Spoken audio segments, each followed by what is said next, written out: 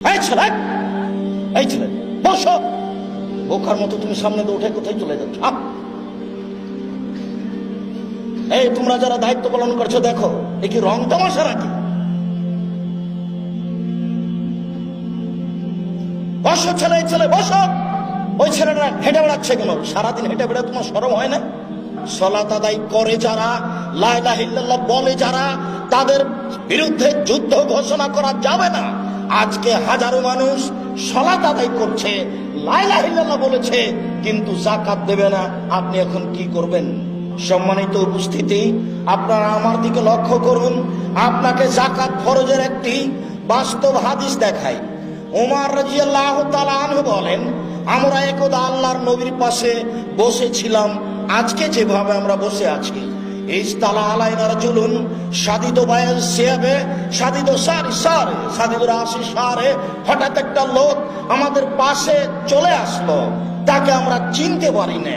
তাকে দেখে বিদেশিও মনে হয় না, তাকে আমরা চিনতেও পারি না। যদি নিকটের হয় তাহলে চিনতে পারবো, আর যদি দূরের হয় তাহলে জামা কাপড় ভাঁজ থাকবে, ধুলোবালি থাকবে, দেখে মনে করব দূর থেকে এসেছে। নিকটেরও মনে হয় না, দূরেরও মনে হয় না। জালাসানান নবী সাল্লাল্লাহু আলাইহি সাল্লাম ফাসনাদা রুকবাতাইহি রুকবাতাইহি, রাসূলের হাঁটুর সাথে হাঁটু লাগিয়ে বসে আল্লাহ রাসূলকে বলল, মুহাম্মদ আখবিরনি আল ইসলাম, ইসলাম কি জিনিস আপনি একটু বলুন। আমাদের নবী জিজ্ঞাসা করলেন না আপনি কে, কিছু জিজ্ঞাসা না করেই তিনি বলতে লাগলেন, ইসলাম হচ্ছে এ বলে সাক্ষ্য দেওয়া যে আল্লাহ ছাড়া কোনো মাবুদ নাই, এ বলে সাক্ষ্য দেওয়া যে মুহাম্মদ আল্লাহ রাসূল। তারপরে ইসলাম হচ্ছে সালাত আদায় করা, সিয়াম পালন করা, যাকাত প্রদান করা। এরকম বলতেই আগন্তুক বললেন, সাদাক্তা, আপনি ঠিক বলেছেন। ফাজাবনালাহু, আমরা অবাক হয়ে গেলাম, আশ্চর্য।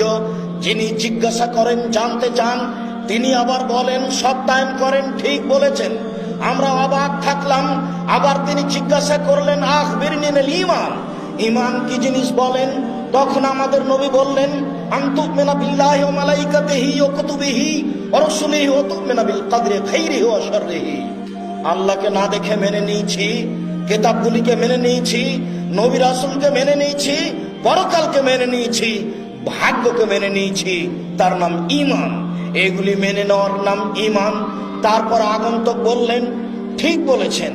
আবার আগন্তুক জিজ্ঞাসা করলেন, আখবিরনি আনিল ইহসান, একনিষ্ঠতা কাকে বলে, একমুখী ইবাদত করা কাকে বলে। আমাদের নবী বললেন যে আপনি যখন ইবাদত করবেন, কান্নাকা তারাহু